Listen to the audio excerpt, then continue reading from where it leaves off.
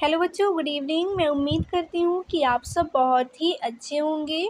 मैं आपसे एक मदद चाहूँगी कि आप इस वीडियो को प्लीज़ पूरा एंड तक देखिएगा। आपको 100% समझ में आएगा। कमज़ोर से कमज़ोर बच्चे को एकदम अच्छे समझ में आने वाला है। प्लीज़ आप इस वीडियो को स्किप करके नहीं देखिएगा। मैं एक बार चाहूँगी कि आप इस वीडियो को पूरा देख लीजिए, फिर आप बताइएगा कि समझ में आया कि नहीं आया। आपको 100% समझ में आ जाएगा। अगर आपको 1% भी कहीं डाउट है तो मुझसे पूछ सकते हैं कमेंट करके। मैं आपको सारे कमेंट की रिप्लाई दूंगी आपके डाउट के। तो हम देख लेते हैं। इसमें हम देखेंगे चैप्टर 2 के सब इंट्रोडक्शन हम देखेंगे। तो फर्स्ट नंबर देख लेते हैं। तो सबसे पहले हम देखेंगे चर और अचर। ओके, चर और अचर के बारे में जानेंगे कि आखिरकार चर और अचर होते क्या हैं। बहुत ही सरल तरीके से मैं आपको बताऊंगी। जैसे कि चर हमारे क्या होते हैं, जैसे कि हो गया एक्स, वाई, जेड, ये हमारे क्या हो गए, चर। ओके, फिर इसके बाद हम क्या अचर की बात करेंगे। तो अचर हमारा संख्यात्मक मान होता है। जैसे कि 1 हो गया, 2 हो गया, 3 हो गया, 4 हो गया। ये संख्यात्मक मान जो है वो हमारा अचर कहलाता है। ओके, देखिए हम अचर हमारा क्या है, जिसका मान बदल सकता है। जैसे एक्स वाई जेड का मान कुछ भी हो सकता है। एक्स का मान 1 2 3 4 कुछ भी हो सकता है। मतलब ये जो हमारा है अचर है उसका मान बदलते रहता है। अचर का मान हम एक को क्या हम 2 लिख सकते हैं, नहीं ना। तो अचर का मान कभी भी नहीं बदलता है और चर का मान बदलते रहता है। ओके, तो चर हमारा क्या होता है, एक्स वाई जेड, जिसका मान बदल जाता है। और 1 2 3 संख्यात्मक मान जो होता है वो हमारा अचर कहलाता है। ये आपको मैं बहुत सी सिंपल तरीके से बता रही हूँ। इसके बाद हम देखेंगे कि हमें इसको हम लोग मिटा देते हैं। और इसके बाद हम क्या देखेंगे, इसके बाद हम देखेंगे बहुपद का पहचान कैसे करना है। ओके, कि हमारा ये बहुपद है या नहीं है, इसकी पहचान हमें कैसे करना है तो हम देख लेंगे। बहुपद की पहचान हमें करना है, जैसे कि हम देखेंगे हमारा बहुपद लिखा हुआ है। ओके, जैसे कि हमारा लिखा हुआ है, इसको मिटा देते हैं और हम लिखेंगे 3x² + 4y + 3 के। इसको x कर लेते हैं, एक ही पद में रहने देते हैं, x वाले पद में। ओके, तो ये जो हमने बहुपद लिखा है तो इसमें ये हमारा बहुपद है या नहीं है कि हमें बताना है। ओके, तो हमें बहुपद है या नहीं है ये हमें देखने के लिए हमें क्या करना होता है, हमें देखना होता है। तो जो हमारी चर है ना, चर की घात हमेशा पूर्ण संख्या होनी चाहिए। ओके, देखिए मैं लिख देती हूँ, चर की घात पूर्ण संख्या होनी चाहिए, तब कोई भी समीकरण बहुपद कहलाता है। ओके, तो जैसे कि हम देखेंगे चर हमारा क्या है, यहाँ पर x है और ये भी हमारा क्या है, x है ना। x जो है, ये दोनों जो x है ये हमारे क्या है, चर हैं। तो चर का घात हमारा क्या है, पूर्ण संख्या होनी चाहिए। तो पूर्ण संख्या क्या होती है, जो 0 से स्टार्ट होती है ना, जो 0 से स्टार्ट होती है, 0 1 2 3, ये जो हमारी आगे होती है प्लस की इन्फिनिटी तक आगे बढ़ती जाती है, ये हमारी पूर्ण संख्या होती है।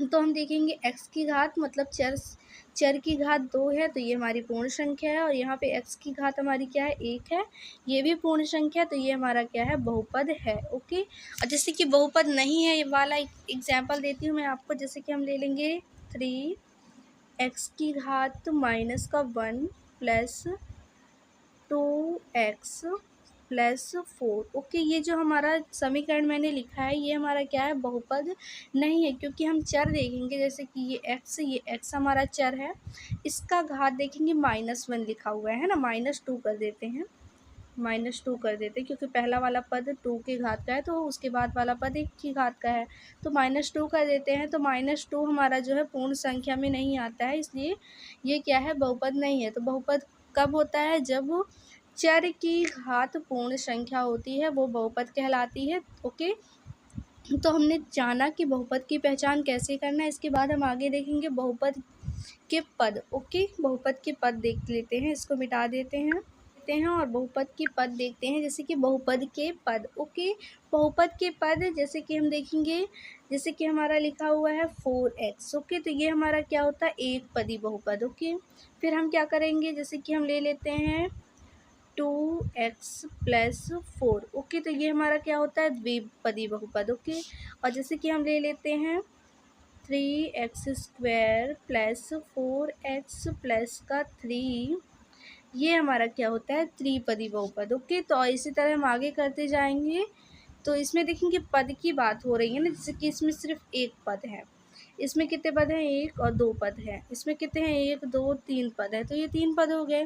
तो ये हमारे त्रिघात तीन त्रिपद बहुपद हैं। ओके, तो हम देख लिए बहुपद के पद के बारे में जान लिए। इसके बाद हम क्या करेंगे, बहुपद की घात के बारे में जान लेते हैं। तो मैं आपको घात के बारे में बताती हूँ। जैसे कि हम देखेंगे तो ये हमारा क्या है, ये जो हमारी x की बहुपद की घात कितनी है, चर की घात कितनी है, 1 है। तो ये क्या हो जाएगी, रैखिक बहुपद। ओके, इसके बाद हम देखेंगे इस वाले बहुपद का घात हम क्या कर देते हैं, चर की घात 2 कर देते हैं। तो ये हमारा क्या हो जाएगा, द्विघाती बहुपद। ओके, इसके बाद हम क्या करते हैं, इसका हम क्या कर लेते हैं, जैसे कि हमने यहाँ पे एक और संख्या ले लेते हैं। क्या कर लेंगे, 4x की घात 3 प्लस। ओके, तो हम देखेंगे इसकी अधिकतम क्या घात क्या है, इस बहुपद की अधिकतम घात क्या है, 3 है। तो ये कौन सा बहुपद कहलाएगा, त्रिघाती बहुपद। ओके, इसी तरह आपका जो सबसे बड़ी घात, मतलब बहुपद की सबसे बड़ी घात बहुपद की घात कहलाती है। ओके, जैसे कि इस बहुपद में अगर सबसे बड़ी घात 6 होगी तो बहुपद की घात क्या होगी, 6 होगी। ओके, इसके बाद हम क्या करेंगे, बहुपद का गुणांक देख लेते हैं। ओके, बहुपद के गुणांक के बारे में जान लेते हैं। इसको मिटा देते हैं, इसको मिटा देते हैं और बहुपद के गुणांक के बारे में जानेंगे। जैसे कि हम बहुपद के गुणांक के बारे में जानने के लिए सबसे पहले बहुपद का व्यापक रूप देख लेते हैं। जैसे कि लिखा हुआ है ax² plus bx plus c। Okay, तो हम देखेंगे अगर हम इससे कोई पूछेगा इसमें कि x² का गुणांक क्या है, तो हम देखेंगे x² के साथ कौन गुणे में है, a है ना। तो हम क्या कर देंगे, x² का गुणांक क्या हो जाएगा, x² का गुणांक कितना हो जाएगा, a हो जाएगा। ओके, हम कह देंगे x का गुणांक क्या है, तो x का गुणांक देखेंगे, x का गुणांक b है।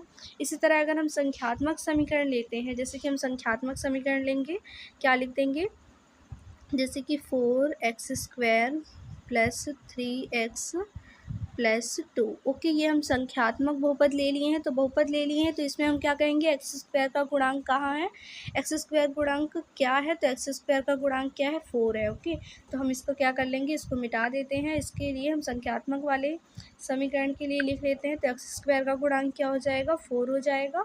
फिर हम x के गुणांक देख लेंगे, तो x का गुणांक क्या है, 3 है। मतलब x के साथ गुणे में कौन सी संख्या है ना, ये हमें लिखना होता है। तो जैसे कि हम देख लेंगे x बहुपद का गुणांक के बारे में हमने जान लिया है। तो मैं आपको सबसे मेन पॉइंट बता देती हूँ कि बहुपद का व्यापक रूप क्या होता है। ये आपका आता है खाली स्थान सही जोड़ी, किसी में भी आ सकता है। इसके बारे में हम जान लेते हैं। इसको मिटा देते हैं, इसको मिटा देते हैं और हम क्या कर लेंगे, बहुपद के व्यापक रूप के बारे में जान लेंगे। तो बहुपद का व्यापक रूप क्या होता है, बहुपद का व्यापक रूप। ओके, बहुपद का व्यापक रूप क्या होता है, ax² plus bx plus c, जो मैंने आपको अभी लिखवाया था वही होता है। ओके, ये बहुपद का व्यापक रूप होता है। आप इसको बहुत ही अच्छे तरीके से याद कर लीजिए। ये बहुपद का व्यापक रूप होता है। और बहुपद का समीकरण का व्यापक रूप क्या होता है, उसमें हमें क्या कर देते हैं, ax² plus bx plus c बराबर क्या कर लेते हैं, 0। तो ये बहुपद का समीकरण हो गया। ठीक है, समीकरण का व्यापक रूप हो गया। तो उम्मीद है आप मुझे कि आपको ये वीडियो बहुत ही अच्छी तरीके से समझ में आई होगी। अगर आपको कोई भी डाउट है तो मुझसे कमेंट करके पूछ सकते हैं। अगर आपको मैं ऐसा लग रहा है कि मैं बहुत तेज़ पढ़ा रही हूँ, आपको कुछ समझ में नहीं आया, तो ये भी आप कमेंट करके बताइएगा। मैं अगली बार से कोशिश करूँगी कि और भी डीपली से मैं आपको अच्छे से पढ़ा सकूँ। तो अगर आपको मेरी वीडियो पसंद आई तो प्लीज़ एक लाइक कर दीजिए, अपने दोस्तों के साथ भी ज़रूर शेयर कीजिएगा। मैंने चैप्टर 1 के भी वीडियो डाल रखे हैं, बहुत ही सिंपल तरीके से उन सभी को सॉल्व करवाया, तो आप जा कर के देख लीजिए। तब तक के लिए बाय।